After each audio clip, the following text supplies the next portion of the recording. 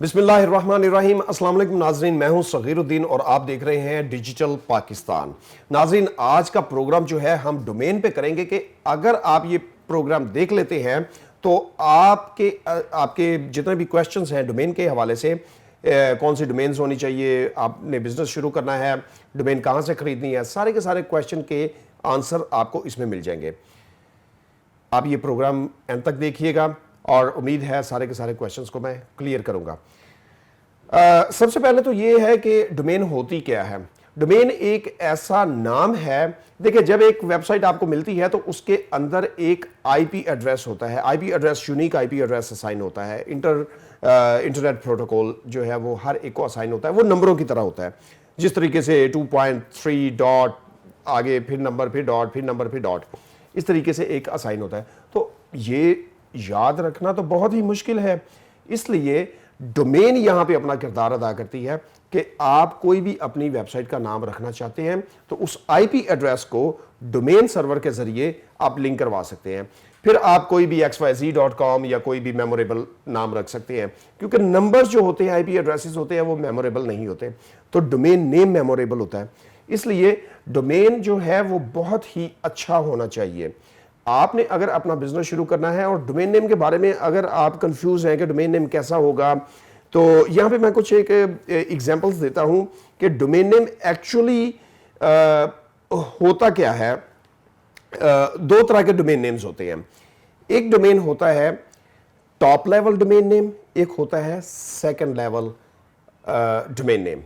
अब top level domain name क्या है कि जब कोई भी नाम आप वेबसाइट, किसी भी वेबसाइट का नाम लेते हैं, फॉर एग्जांपल google.com, जो .com है, जो डॉट के राइट साइड पे आता है, ये टॉप लेवल होता है, और जो सेकंड लेवल है वो डॉट के लेफ्ट साइड पे आता है, यानी कि गूगल।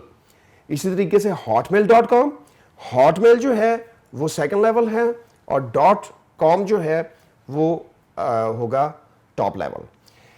इसमें जो .com टॉप लेवल्स होते हैं वो चंद एक होते हैं। जिस तरीके से .com है, ये कमर्शियल्स के लिए होता है।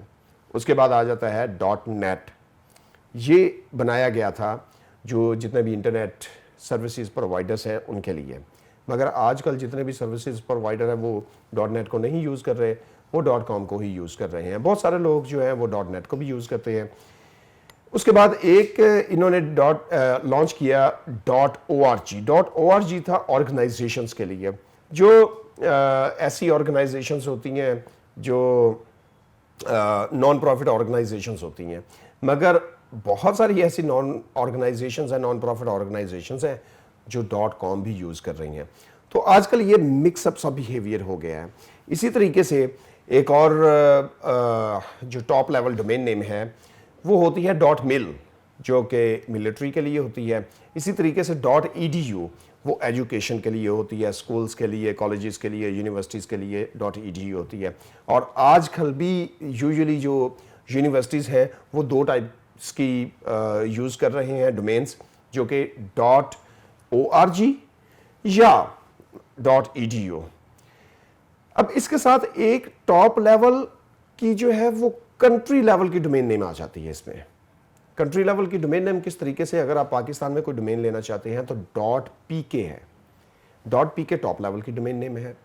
.com.pk है, ये भी टॉप लेवल की डोमेन नेम है, मगर top level country domain name आ जाती है ये। इसी तरीके से .edu.pk, .gov.pk, तो जितनी भी टॉप लेवल है इनके साथ कंट्री लेवल का नाम लग जाता है। अब कंट्री लेवल के डोमेन नेम का फायदा क्या होता है? अगर आप कोई भी ऐसा बिजनेस कर रहे हैं जो इंटरनेशनल है, तो फिर मेरी रिकमेंडेशन है कि आप इंटरनेशनल बिजनेस के लिए आप ऐसी डोमेन नेम को चूज करें जो .com हो, जो इंटरनेशनल हो, जो कि इंटरनेशनल, क्योंकि जब आप कंट्री लेवल की डोमेन नेम रखेंगे और जो बाहर बैठे लोग हैं जिनको रीच करना चाहते हैं आप, तो वो आपकी वेबसाइट को फाइंड नहीं कर पाएंगे अगर वो जनरल कोई भी क्यूरी लिखेंगे तो। अदरवाइज आप सिर्फ और सिर्फ अपने कंट्री लेवल पे काम करना चाहते हैं। बहुत सारी ऐसी वेबसाइट्स हैं जो कंट्री लेवल पे काम कर रही होती हैं और उनकी रिकमेंडेशन होती है कि वो कंट्री लेवल पे ही रहे। मिसाल के तौर पे जिस तरीके से दराज.pk है, ये कंट्री लेवल है। इसी तरीके से ज़मीन.pk है, ये कंट्री लेवल है। बहुत सारी वेबसाइट्स हैं, .gov.pk है, तो ये कंट्री लेवल की डोमेन नेम्स हैं। और ये इनकी कोशिश यही होती है कि कंट्री के लेवल पे ही रहते हुए काम कर पाएँ। ये उस वक्त भी फ़ायदेमंद होती हैं जब एक बिज़नेस आप कंट्री लेवल पे कर रहे हैं, मगर जो दूसरा कंट्री है वहाँ पे जो आपका यूज़र आता है और वो यूज़र चाहता है कि मैं पाकिस्तान की कोई प्रोडक्ट्स यूज़ करना चाहूँ, तो फिर भी आपका उसे कंट्री लेवल जो डोमेन है, जो वेबसाइट है, वो शो हो जाएगी। तो इस तरीके से अगर आपने कोई भी बिज़नेस शुरू करना है, उसमें आप सबसे पहले ये सोचें कि आपने टॉप लेवल डोमेन नेम कौन सा लेना है। अगर आप कोई स्टोर शुरू करना चाहते हैं तो कोशिश ये करें कि .com लें। अगर आप इंटरनेशनल जाना चाहते हैं तो कोशिश करें .com लें। अगर आप को ब्रॉड स्पेक्ट्रम पे जाना चाहते हैं कोशिश करें .com लें।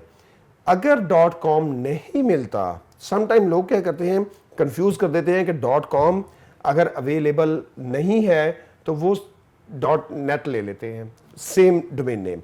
वो कॉन्फ्लिक्शन आ जाती है। कॉन्फ्लिक्शन ये नहीं होती कि लोग कंफ्यूज हो जाएंगे नाम कौन सा है। एक्चुअली सर्च इंजन जो है वो भी कंफ्यूज हो जाता है कि जब आपकी वेबसाइट को भी उसने टॉप पे शो करवाना है, दूसरी वेबसाइट को भी टॉप पे शो करवाना है, तो यूजर जो देखने वाला होगा उसे नहीं पता चलेगा कि कौन सी वेबसाइट जो है वो सही अथॉरिटी की वेबसाइट है। अब कोशिश ये करें कि जो स्टैंडर्ड डोमेन है वो लें।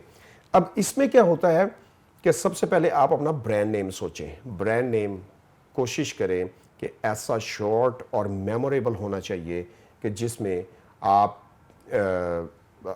जो ही डोमेन नेम खरीदें तो उसके अंदर उसकी एक वैल्यू, एक कीवर्ड होना चाहिए। सो ब्रांड जो होता है, बहुत सारे ऐसे ब्रांड्स हैं, मैं फिर वो नाम लेता हूँ ज़मीन.com का, कि ये एक ऐसा ब्रांड है जो पता चलता है जिससे कि ये किस एरिया की वेबसाइट है, ये किस इंडस्ट्री की, किस निश की वेबसाइट है। निश क्या होता है? निश आपकी कैटेगरीज होती हैं। मिसाल के तौर पे अगर कोई प्रॉपर्टी में काम कर रहा है तो प्रॉपर्टी एक निश है। अगर कोई हेल्थ केयर पे काम कर रहा है तो हेल्थ केयर एक डिफरेंट निश है। अगर कोई लॉ पे काम कर रहा है तो अटॉर्नी की वेबसाइट बनाता है तो अटॉर्नी की एक अलग निश है। तो ये सारी की सारी निशेज होती हैं। तो अगर आपने देखना है कि आप किस निश की वेबसाइट लेना चाहते हैं, तो कौन सा बिजनेस, किस निश का बिजनेस करना चाहते हैं, तो ज़रूरी ये है कि आप उसके रिलेटेड ब्रांड नेम लें। आप अपनी कंपनी का एक नाम रखें। तो जब लोग यूजुअली कंपनी का नाम रख लेते हैं मगर डोमेन नेम वो उसको नहीं देखते और डोमेन नेम अवेलेबल नहीं होती, तो कोशिश करें अगर आप नई कंपनी बना रहे हैं तो उसके लिए आप डोमेन पहले से ही उसको रिसर्च करें कि क्या डोमेन नेम भी अवेलेबल है कि नहीं है। ये आपके लिए बहुत ही फ़ायदेमंद होगा ब्रांड जब आप लॉन्च करना चाहेंगे, क्योंकि आपकी अपनी एक आइडेंटिटी होगी। आपका ब्रांड अलग होगा, आपकी डोमेन नेम अलग उसी नाम से होगी। तो जो नेक्स्ट पॉइंट है वो एक ब्रेक के बाद हम वापस आते हैं और नेक्स्ट पॉइंट को डिस्कस करते हैं। जी वेलकम बैक नाज़रीन। हम बात कर रहे थे डोमेन नेम की। तो जब आपने कोई भी डोमेन लेनी है, जो भी ब्रांड आपने रखा है, उसमें कोशिश करें कि सबसे पहले डोमेन फाइंड करें। अब डोमेन फाइंड करने के लिए बहुत सारी ऐसी वेबसाइट्स हैं। मैं यूजुअली यूज़ करता हूँ instantdomainsearch.com। ये क्या करता है कि जो ही आप अपनी डोमेन का नाम लिखते हैं, ये फौरी बता देता है कि ये अवेलेबल है कि नहीं है। ये आपकी टाइम की भी सेविंग है। इसी तरीके से जब आप बहुत सारी और सर्विसेज हैं, domain.com सर्विस है, उसके बाद GoDaddy सर्विस है, जिसमें आप फाइंड करते हैं तो वो बता देता है कि ये डोमेन अवेलेबल है कि नहीं है।